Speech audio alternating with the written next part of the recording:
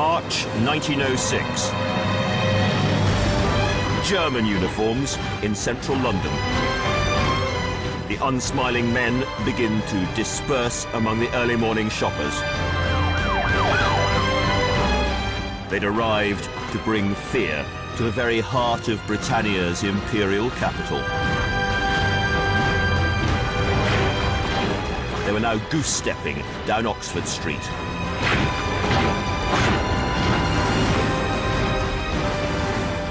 No, this was not a real invasion, of course, which has been unaccountably missed out by the history books, but nor is it entirely television fantasy.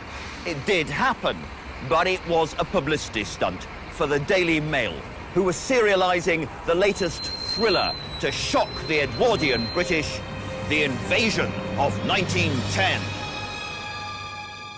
The German military threat was real enough, and Britain was being drawn into a ruinously expensive arms race.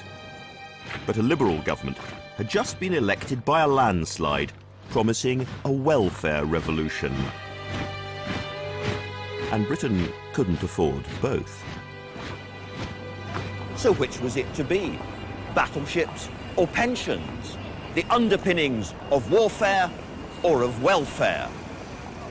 We are about to enter one of the most dangerous and exhilarating periods in the history of British politics, and our stage is set for a showdown.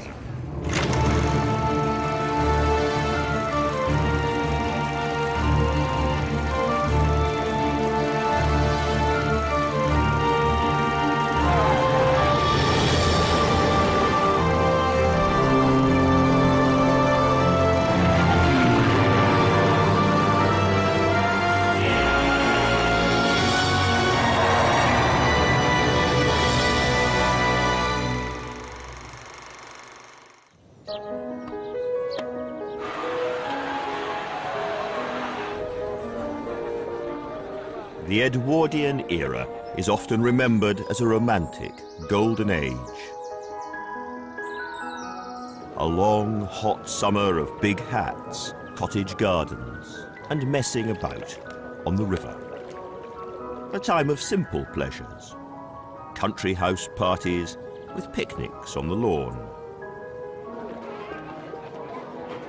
A lost Eden of innocence and imagination, immortalized in classic children's stories. The Railway Children, The Wind in the Willows, and Peter Pan.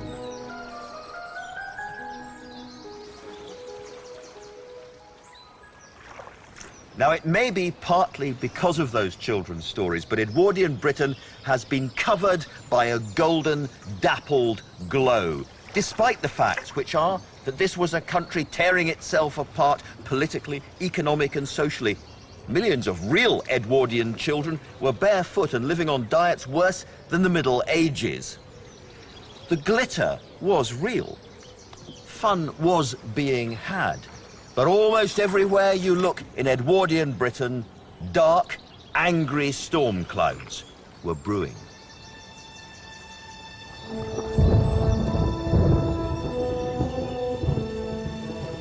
On the 15th of July 1906, a young woman called Adela Pankhurst made her way to a park in Manchester called Boggart Hole Clough.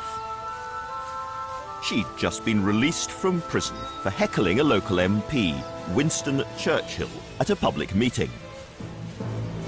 She was here to make a speech about that most basic right, the right to vote.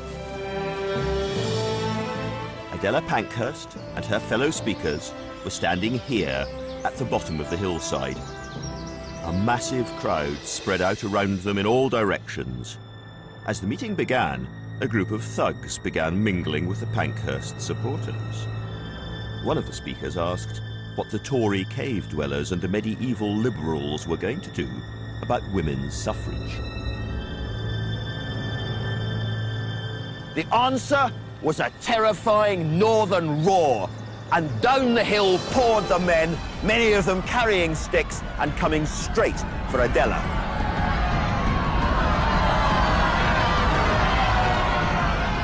People in the crowd began to scream and panic. The men went straight for the women, grabbed them, and brutally hauled them back up the hill, passing them from man to man. Their clothes were half torn off. They were beaten around the face until the blood flowed, and older men, respectable-looking men, started to shout obscene suggestions.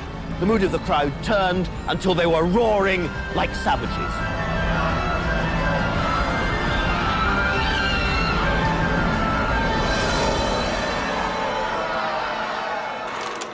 What happened here one long ago Edwardian Sunday was only the very beginning, because the battle for democracy, women's votes, would prove to be extraordinarily violent. And this was only one of the increasingly violent arguments about poverty, privilege and liberty that provided the soundtrack for Edwardian Britain.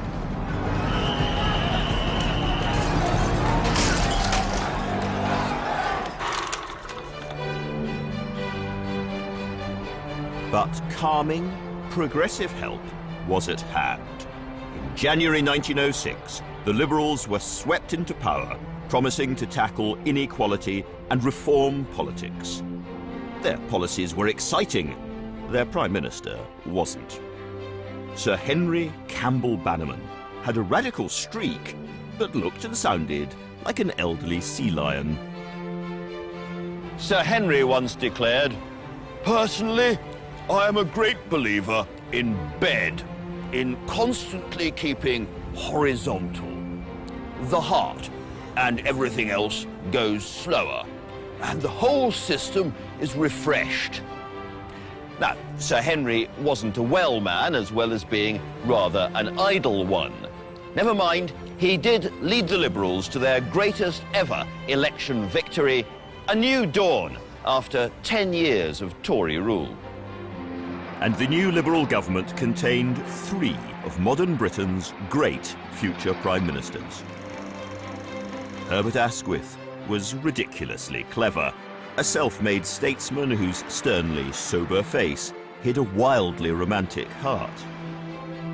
Cartoonists called him the last of the Romans. Alongside him was Lloyd George, a charismatic Welsh radical, and his unlikely admirer, a young aristocrat and former Tory MP, Winston Churchill. 3 musketeers. They were ready to slash through the complacency of Westminster. But just at that moment, Campbell Bannerman's clever lying down in bed cure failed him. In April 1908, he became the first and only Prime Minister to die in Downing Street. Asquith took over.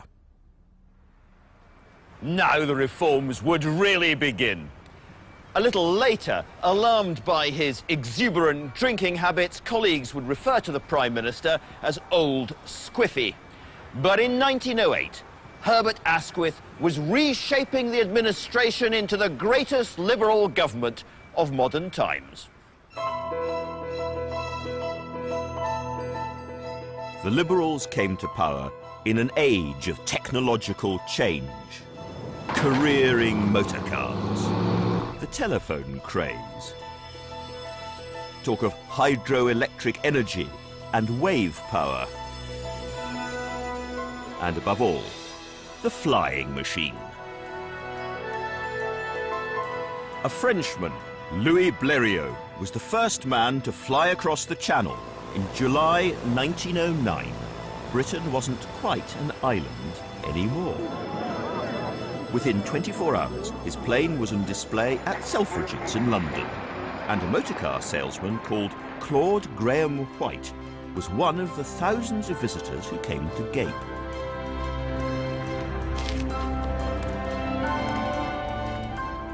Well,